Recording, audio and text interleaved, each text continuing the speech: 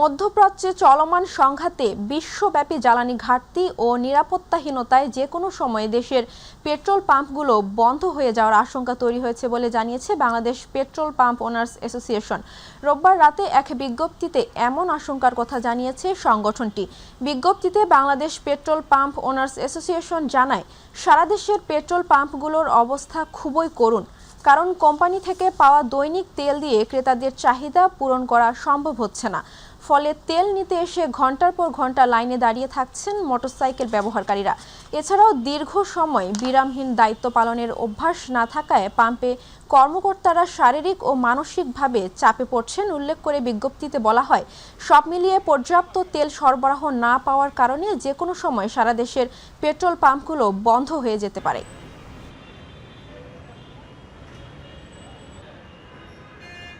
দিনাজপুরের পার্বতীপুর সহ উত্তরাঞ্চলে প্রকোপ আকার ধারণ করেছে জ্বালানি তেল সংকট।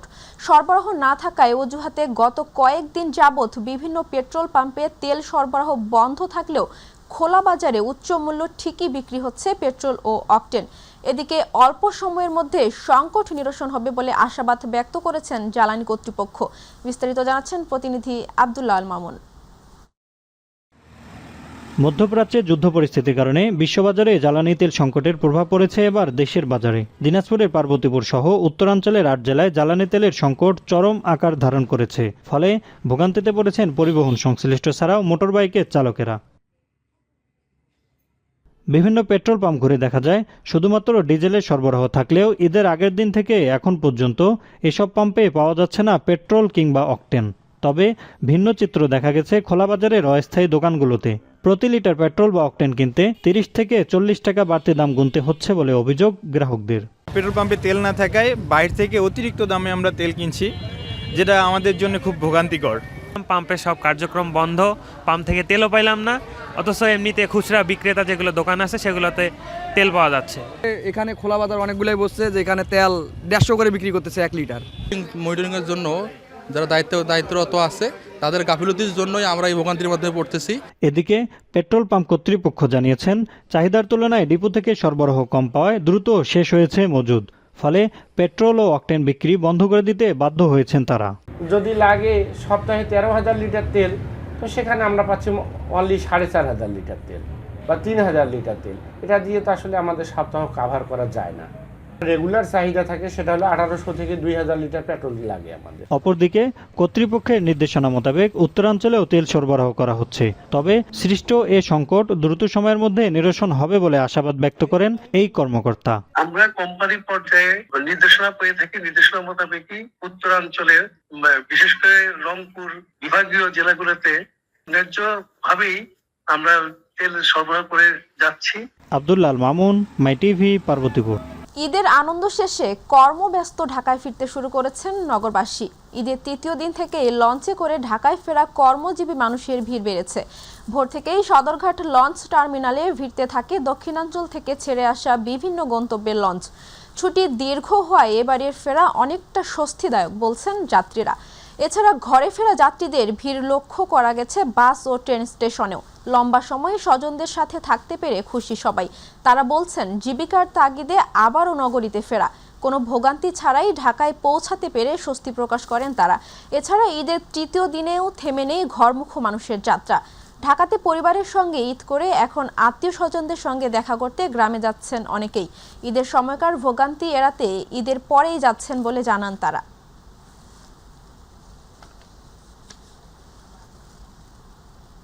দর্শক, এই মুহূর্তে কমলাপুর রেল স্টেশনে আছেন আমাদের সহকর্মী এস.এম. আরিফ। আমরা সরাসরি যুক্ত হচ্ছি তার সাথে। আরিফ, ঈদের আনন্দ শেষে ঢাকায় ফিরছেন কর্মজীবী মানুষ, কেমন দেখছেন ওখানকার পরিস্থিতি আমাদের জানাবেন।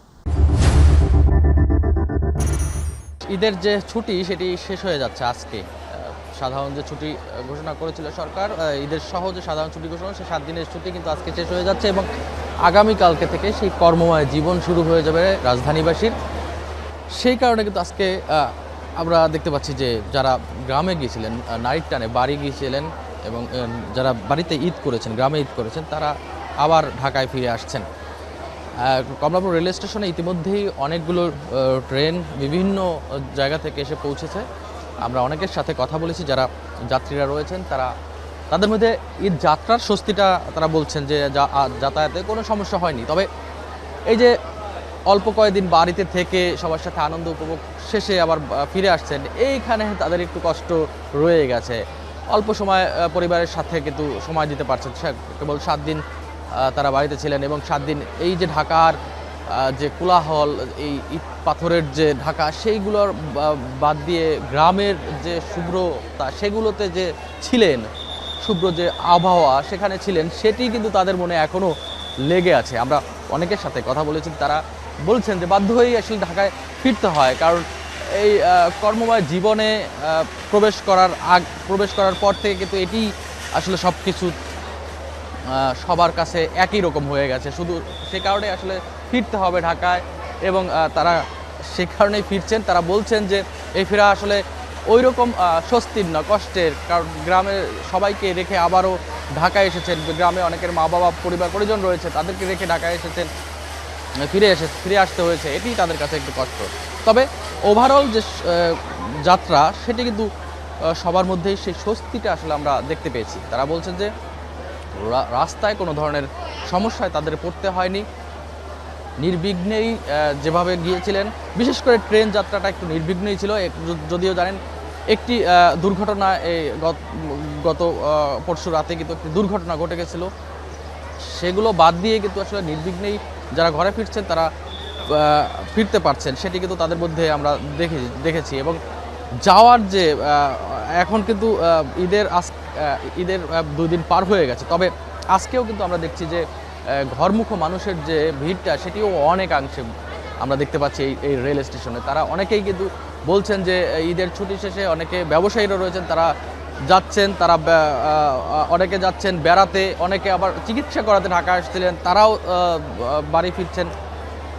সেই ক্ষেত্রে আসলে আমরা দেখতে পাচ্ছি যে যারা যাত্রীরা আসছেন, সেই পাশাপাশি যারা গ্রামে ফিরছেন, সেটির অংশও কিন্তু কম নয়। আমরা অনেক মানুষকেই সেটি দেখতে পাচ্ছি, যাত্রীদের দেখতে পাচ্ছি। এবং তারা ওই যে বললাম যে অনেকেই বেড়াতে যাচ্ছেন, ঈদের পরে কিছুটা সময় বেরিয়ে আসবেন কোথায়ও।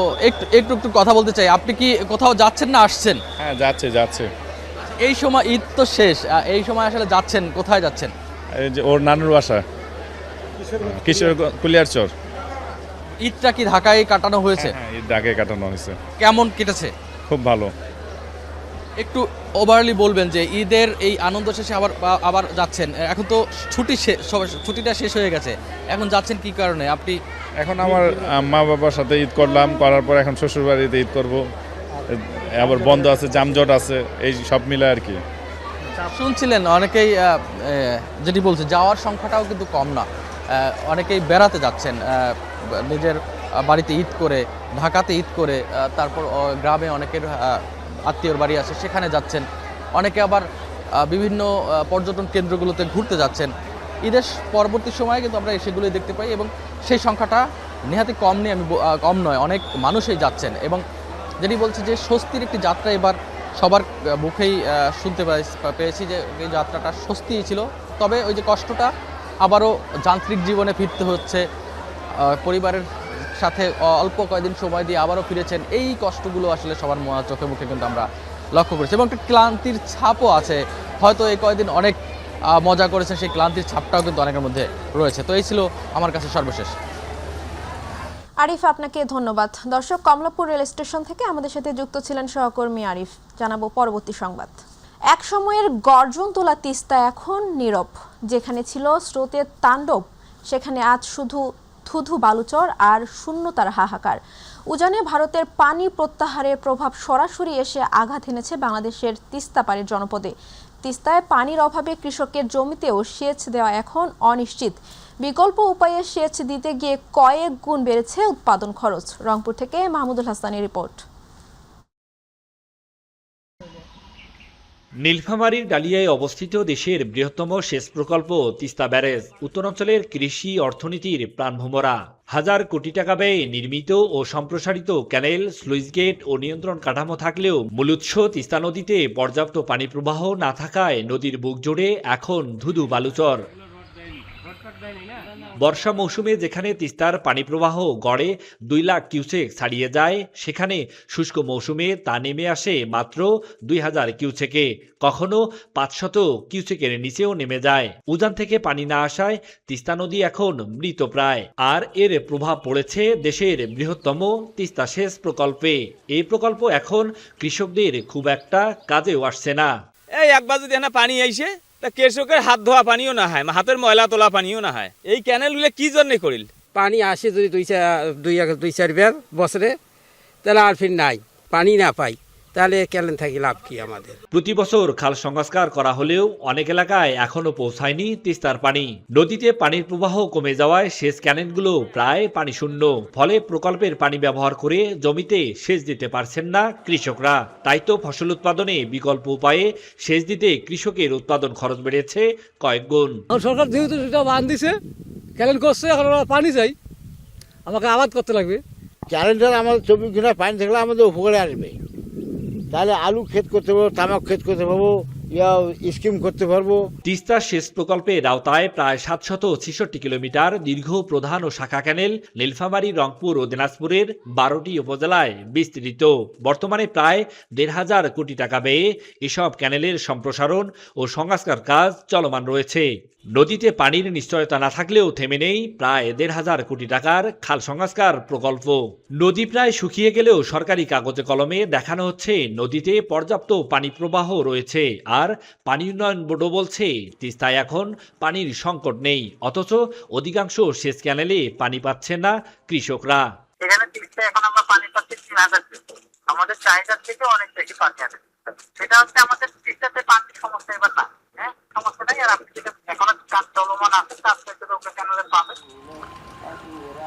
দেশে নানা পরিবর্তন এলেও তিস্তা পাড়ের মানুষের পোড়া কপাল যেন বদলায় না। তিস্তার পানির ন্যায্য হিস্যা নিশ্চিত না হলে উত্তরের কৃষি অর্থনীতি আরও বড় সংকটে পড়বে, এমন আশঙ্কা সংশ্লিষ্টদের। মাহমুদুল হাসান, মাই টিভি, রংপুর। নওগাঁর আত্রাই নদীর পাড়ে বর্ষা মানেই একসময় ছিল দীর্ঘ বেকারত্ব আর অনিশ্চয়তা। কৃষিকাজ বন্ধ, হাতে কাজ নেই 4 মাস, কাটতো দুশ্চিন্তায়। তবে সেই নদী আর বিলি এখন বদলে দিয়েছে মানুষের ভাগ্য। নতুন সম্ভাবনার নাম রাসায়নিক মুক্ত শুটকি মাছ। নওগাঁ থেকে মোহাম্মদ আবু বকর সিদ্দিকের তথ্য ও চিত্রে আতিকুর রহমান তিতাসের রিপোর্ট। নওগাঁর আত্রাই উপজেলার ভরতেতুলিয়া গ্রাম। রেল স্টেশনের দুই পাশে সারি সারি চাতালে শুকোচ্ছে মাছ। বাতাসে ভাসছে নদীর গন্ধ আর জীবিকার স্বপ্ন। নারী পুরুষ, কিশোর থেকে বৃদ্ধ সবাই ব্যস্ত শুটকি তৈরির কাজে। একসময় বর্ষায় ধরা মাছ সংরক্ষণের ব্যবস্থা না থাকায় নষ্ট হয়ে যেত। এখন সেই মাছই হয়ে উঠেছে পরিবারের আয়, সন্তানের পড়াশোনা আর ঘরের নতুন ছাউনি দেওয়ার ভরসা। প্রতিটি চাতালে কাজ করেন 10 থেকে 15 জন শ্রমিক। অনেক নারীর জন্য এটি প্রথম নিজস্ব আয়ের সুযোগ। ফলে পরিবারের সিদ্ধান্তেও বাড়ছে তাদের ভূমিকা। এগুলো আমরা বিল থেকে সংগ্রহ করি, এগুলো বাজার থেকে কিনি, এগুলো বাজারের মাধ্যমে কিনে এগুলো আমরা নিয়ে এসে এগুলো আমরা ধোয়া কুটা বাছা করি, এগুলো পরিষ্কার করে পরিচ্ছন্ন করে এগুলো বিভিন্ন জায়গায়, বাংলাদেশের বিভিন্ন জায়গায় মুকামে পাঠাই। হালকা লবণ দিয়ে ধুয়ে আবার পানি দিয়ে নিয়ে চাটাই দিয়ে শুধু 2 দিন 3 দিন শুকায় ওই মাছটা আবার আপনার জাত করে নিয়ে তারপরে মুকামে পাঠাই। বিভিন্ন রকমের মাছ আসে, শ্যাটি, শোল, ট্যাংরা, গুঁচই, কানস, পুঁটি, এইসব মাছের কাজ আমরা অনেক মহিলা এখানে করা হয়। এখানকার শুটকিতে ব্যবহার করা হয় না কোনো রাসায়নিক। খোলা রোদ আর দেশীয় পদ্ধতিতেই তৈরি হয় স্বাস্থ্যসম্মত শুটকি, যার চাহিদা ছড়িয়ে পড়ছে দেশের সীমানা পেরিয়েও। এলাকার যারা এগুলোর সাথে জড়িত তাদেরকে প্রশিক্ষণ প্রদান করা হচ্ছে যে কিভাবে একটা স্বাস্থ্যসম্মত উপায়ে শুটকি তৈরি করা হয় এবং এই শুটকির মাধ্যমে তারাদের যে কর্মসংস্থান হয়েছে। এবছরে আমাদের এখানে আমরা একটা টার্গেট করেছিলাম, প্রায় 4 কোটি টাকার মতো বাজার হবে। নদী আর বিলের মাছ এক সময় ছিল অবহেলার, আজ সেটি আত্রাইয়ের মানুষের জীবনের আশার আলো। শুটকি শুধু খাদ্য নয়, এটি এখন সংগ্রাম জয় করা মানুষের নতুন ভবিষ্যতের গল্প। আতিকুর রহমান তিতাস, মাই টিভি। ঈদের ছুটিতে রাজধানীবাসীর অন্যতম গন্তব্য ছিল জাতীয় চিড়িয়াখানা। প্রতিবারের মতো এবারের ঈদেও দর্শনার্থীদের ভিড় দেখা গেছে জনপ্রিয় বিনোদন কেন্দ্রে। পরিবার পরিজন নিয়ে ঈদ উল ফিতরের তৃতীয় দিন জাতীয় চিড়িয়াখানায় হাজির হয়েছেন অসংখ্য বিনোদনপ্রেমী মানুষ। গতকাল টিকিট কাউন্টার, চিড়িয়াখানা প্রাঙ্গণ ও চিড়িয়াখানা সংলগ্ন ফুটপাতে দর্শনার্থীদের ভিড় থাকলেও টিকিট কেটে প্রবেশ করতে বেগ পেতে হয় দর্শনার্থীদের। সকালে দর্শনার্থীর সংখ্যা কম থাকলেও বেলা বাড়ার সঙ্গে সঙ্গে সমাগম বাড়তে থাকে। দর্শনার্থীরা বলছেন, আবহাওয়া ঠান্ডা থাকায় চিড়িয়াখানা ঘুরে ভালো লাগছে তাদের। খাঁচায় বিশ্রামরত পশু পাখি দেখে খুশি ক্ষুদে দর্শনার্থীরাও।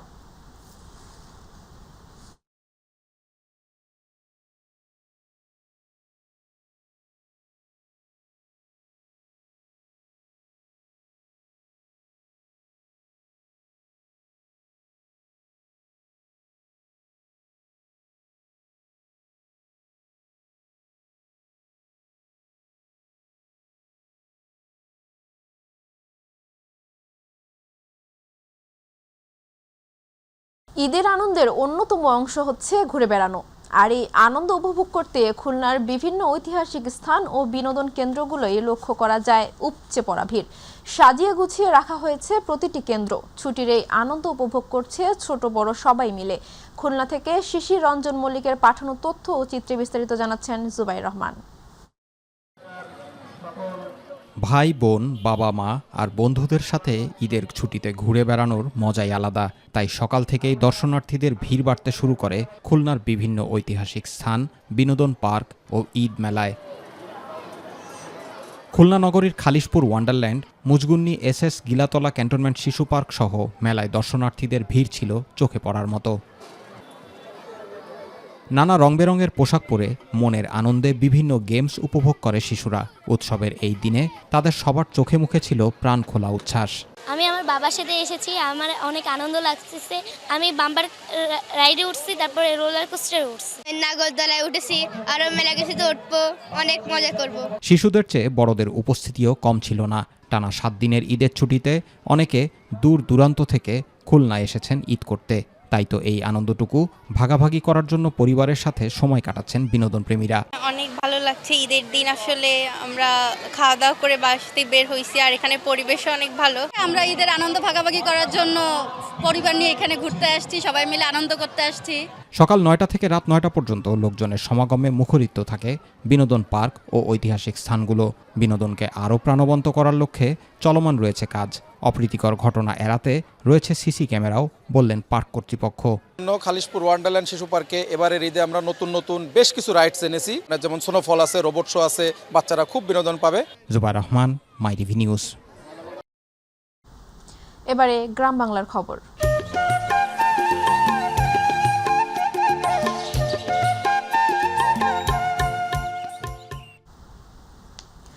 আগামী 1 বৈশাখ কৃষি কাঠ কর্মসূচির উদ্বোধন করা হবে বলে আশা ব্যক্ত করেছেন আইন বিচার ও সংসদ বিষয়ক মন্ত্রী অ্যাডভোকেট মোহাম্মদ আসাদুজ্জামান। রোববার আর্থসামাজিক উন্নয়নে ঝিনাইদহবাসীর ভাবনা শীর্ষক এক আলোচনা সভায় প্রধান অতিথির বক্তব্যে তিনি একথা বলেন। কৃষকদের কৃষি জমি রক্ষায় ভরাট হওয়া নদী ইটভাটা মালিকদের কাছে ইজারা দেওয়ার ব্যাপারে নীতিমালা করা যায় কিনা সে ব্যাপারে আলোচনা করার আশ্বাস দেন মন্ত্রী। যদি কেউ কালো টাকার কাছে নিজেদের মাথা বিক্রি করে থাকেন তাহলে তাকেও বিচারের আওতায় আনা হবে বলে হুঁশিয়ারি দেন আইনমন্ত্রী। প্রশাসন সুনির্দিষ্টভাবে মনোযোগ দিবেন, একই সাথে নদীর মাটি কেটে খনন করে ওই জায়গাগুলো তারা যাতে ইটভাটার জন্য ব্যবহার করতে পারেন সেরকম একটি নীতিমালা করা যায় কি না আমরা বিষয়টি সংশ্লিষ্ট জায়গায় আমি কথা বলবো বলে নোট নিয়েছি। ঝালকাঠির নলছিটি উপজেলায় পীর মোয়াজ্জেম হোসেন ফেরি চালুর দাবিতে রবিবার বিষখালী নদীর তীরে মানববন্ধন অনুষ্ঠিত হয়েছে। স্থানীয় জনগণের উদ্যোগে আয়োজিত এই কর্মসূচিতে বিভিন্ন শ্রেণী পেশার মানুষ স্বতঃস্ফূর্তভাবে অংশগ্রহণ করেন। মানববন্ধনে উপস্থিত ছিলেন ঝালকাঠি 2 আসনের সংসদ সদস্য ইশরাত সুলতানা ইলেন ভুট্টো সহ উপজেলা বিএনপি ছাত্রদল, স্বেচ্ছাসেবক দল সহ স্থানীয় সাধারণ জনগণ। প্রায় 1 কিলোমিটার দীর্ঘ এই মানববন্ধনে বক্তারা দ্রুত ফেরি চালুর দাবি জানিয়ে সংশ্লিষ্ট কর্তৃপক্ষের দৃষ্টি আকর্ষণ করেন। তারা বলেন, ফেরি চালু হলে এলাকাবাসীর যাতায়াত সহজ হবে এবং স্থানীয় অর্থনীতিতেও ইতিবাচক প্রভাব পড়বে। পুরনো স্মৃতি হারানো দিন বন্ধুত্ব থাকুক চিরদিন এই প্রতিপাদ্যে কুড়িগ্রামের ভুরঙ্গামারি ফাজিল মাদ্রাসার ৭৫ বছর পূর্তি উদযাপিত হয়েছে। মাদ্রাসাটির ৭৫ বছর উদযাপন কমিটির আয়োজনে রবিবার দিনব্যাপী নানা কর্মসূচি পালন করা হয়। রবিবার আনন্দ শোভাযাত্রা বের হয়ে শহরের প্রধান প্রধান সড়ক প্রদক্ষিণ করে। পরে আলোচনা সভা, সাবেক শিক্ষক, শিক্ষার্থী ও দাতাদের সম্মাননা প্রদান করা হয়। বিকালে ইসলামী সাংস্কৃতিক অনুষ্ঠানের মধ্য দিয়ে কর্মসূচি শেষ হয়। আলোচনা সভায় মাদ্রাসার অধ্যক্ষ আলতাফ হোসাইন এর সভাপতিত্বে বক্তব্য দেন কুড়িগ্রামের ১ আসনের সংসদ সদস্য আনোয়ারুল ইসলাম। ৭৫ বছর উদযাপন কমিটির সদস্য সচিব মুস্তাফিজুর রহমান, সাবেক শিক্ষার্থী, বিএডিসির অবসরপ্রাপ্ত প্রধান প্রকৌশলী ইয়াসিন আলী প্রমুখ। মাদারীপুরের কালকিনিতে ৩ দিন ব্যাপী ঈদ আনন্দ মেলা অনুষ্ঠিত হয়েছে। উপজেলার উত্তর রমজানপুর হাই স্কুল মাঠে আব্বাস পাইক ও ফাইজুল ইসলাম বাবুর আয়োজনে এই মেলা অনুষ্ঠিত হয়। মেলায় উপজেলার বিভিন্ন অঞ্চল থেকে আসা দর্শনার্থীদের পদচারণায় সকাল থেকে সন্ধ্যা পর্যন্ত ভিড় দেখা যায়। এখানে গ্রাম বাংলার ঐতিহ্যবাহী নাগরদোলা, শিশুদের জন্য বিভিন্ন রাইড, খেলনা সামগ্রী ও মজার খাবারের দোকান বসানো হয়। শিশু কিশোরদের পাশাপাশি সব বয়সী মানুষের উপস্থিতিতে মেলাটি প্রাণবন্ত হয়ে ওঠে। ঈদের আনন্দকে ভাগাভাগি করে নিতে আগামীতেও এই মেলার আয়োজন করা হবে বলে জানান আয়োজকরা।